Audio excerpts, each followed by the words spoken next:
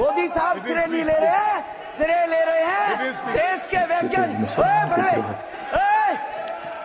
उग्रवादी सिरे ले रहे हैं। एक लॉ मेकर दूसरे लॉ मेकर को उग्रवादी बोल रहे हैं। ये बता रहा हूँ, उग्रवादी कटवे सर, ये जो श्रेय अगर जाता है तो देश के प्रधानमंत्री को जाता है। ये आतंकवादी है, उग्रवादी है। क्या बोल रहे हैं?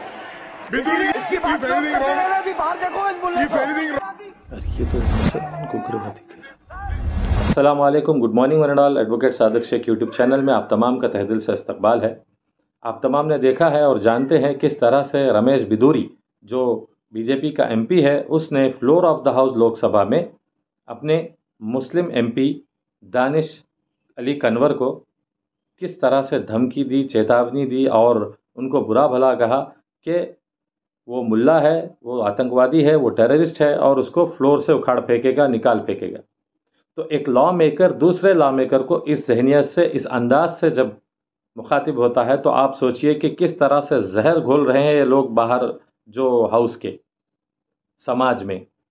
आप सोचिए ये एमपी जब कोई ऑफिसर से, कोई डिपार्टमेंट्स में जब उसको काम करवाने हैं वहाँ की जनता के, चाहे वो हेल्थ डिपार्टमेंट, एजुकेशन या कोई पुलिस डिपार्टमेंट, तो मुसलमान समुदाय के बारे में क्या डायरेक्शंस ये एमपी देता होगा? क्या उनको इंसाफ करने की बात कहता होगा? वो लोकसभा से ऐसी बातें सुना रहा है जहाँ पर जो कॉन्स्टिट्यूशनल एक्सपर्ट्स ने कॉन्स्टिट्यूशन बनाया इसलिए कि हर किसी को वहाँ पे हक दिया जाए, हर किसी की आवाज़ बुलंद हो। आप जानते हैं कि किस तरह से रंगनाथ मिश्रा कमीशन ने, कुंडू कमीशन ने और दीगर कई सारे रिपोर्ट्स ने साफ सीधे बताया है कि मुसलमान तबका जो है, जो समुदाय है, वो एसटी, एससी, दलित से भी पिछड़ा है, पसमानदा है। तो अब हम क्या करें, क्या कहें इन लोगों का? अब रही बात वहाँ पे जो कंडेमनेशन की, वहाँ पे सिर्फ कंडेमनेशन आया है उमर अब्दुल्ला की तरफ से, महुआ मोइत्रा की तरफ से, जयराम रमेश साहब कांग्रेस की तरफ से, लेकिन बीजेपी की तरफ से राजनाथ सिंह जो फॉर्मर डिफेंस मिनिस्टर है वो कहते हैं कि अगर किसी को बुरा लगा है तो मैं उनकी तरफ से माफ़ी मांगता हूँ।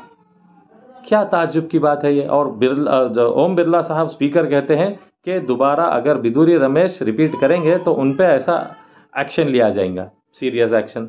यानी क्या एक बार कह देने से माफ़ हो जाएगा? क्या यही बातें कोई एक मुस्लिम माइनॉरिटी या कोई दलित कोई ऐसे बात कहते तो उनको क्या करते आप? कैसा एक्शन लेते? हम कहते हैं कि ऐसा एक्शन लीजिए कि दोबारा फिर वो कोई ऐसी बात कहने कोई भी हिम्मत जुर्रत ना करे। तो आप कहते हैं कि दोबारा कहेंगे तो उन पे एक्शन लेंगे। यही इंसाफ है क्या? ये बराबरी की बात है क्या? आप जानते हैं, मैं फिर एक मर्तबा बताऊं और कहूं आप तमाम से कि ऐसे जहनियत वाले एमपी से कितना जहर घोला जाएगा समाज में। ऐसी मुस्लिम समुदाय को अगर इस तरह से मुखातिब होता है तो वो न जाने क्या क्या उसने जुल्म किया होगा। मैं तो कहता हूं कि इंक्वायरी होना चाहिए। ये एमपी की जो कॉन्स्टिट्यूंसी है वहाँ पर इसने कितने मुसलमानों के हित में और मुसलमानों के ख़िलाफ़ में इसके जो काम रहे हैं उसकी पूरी इंक्वायरी होना चाहिए, उस पर एक्शन लेना चाहिए। हाँ, डिमांड तो करेंगे हम एक्शन लेने की, लेकिन अब बीजेपी जो बैठी है, बोलिए आप क्या एक्शन लेंगे इन पे?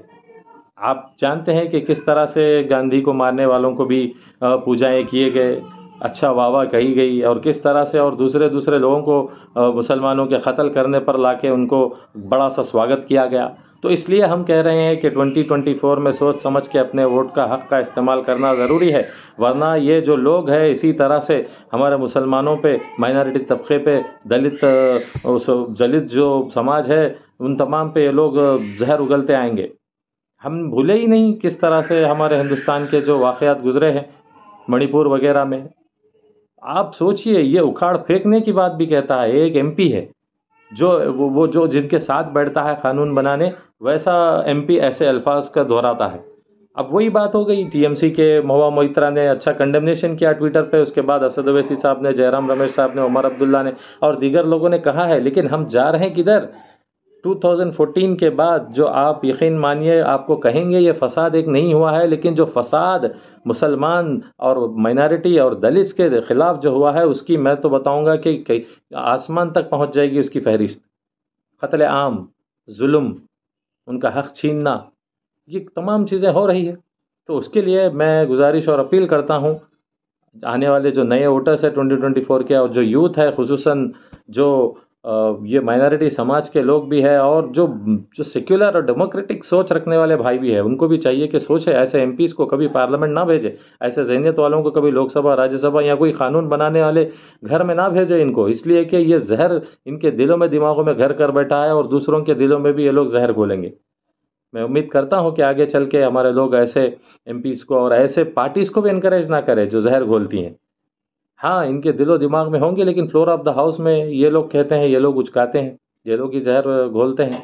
तो ज़रूरी है, हमको चाहिए कि हम इन चीज़ों पे कड़ी निंदा करें और आने वाली जनरेशन को, नस्लों को सही सबक और सही मैसेज दें, ताकि दोबारा ऐसे चीज़ और ऐसे जो स्टेटमेंट्स है, ऐसे अल्फाज का इस्तेमाल ना हो।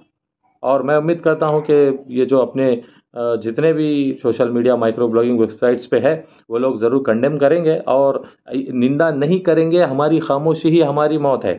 अगर हम खामोश रहेंगे, हमारी खामोशी ही हमारी मौत है, याद रखिए।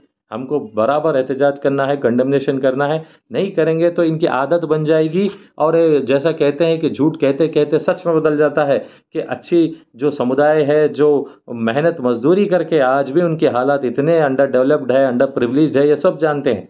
ऐसे जो आप देखते हैं कि मुसलमानों को पाया जा रहा है कोई पंचर की दुकान पर, चाय की दुकान पर, या फिर कोई और मेवे की बंडी रेडी वगैरह पर, तो ऐसे मुसलमानों पे ऐसे इल्ज़ामात लगा के उनको और आप ऐसा जलील और रुस्वा कर रहे हैं कि उनकी आप जो हिम्मत को पस्त कर रहे हैं, उन पर जुल्म ज़्यादती कर रहे हैं आप।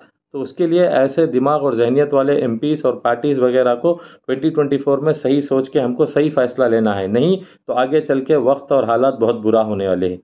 तो उम्मीद करता हूं कि सेक्युलर, डेमोक्रेटिक और ये जो एजुकेटेड लोग हैं वो ज़रूर सोच समझ के अपने वोट का हक का सही इस्तेमाल करेंगे और ऐसे जहनीत वाले एमपीज़ को, पार्टीज़ को और लोगों को बिल्कुल उनको समाज से उखाड़ फेंकना है, या इनकी जो बीमारी है, जहनी बीमारी, उस बीमारी को भी सही दुरुस्त करना ज़रूरी है।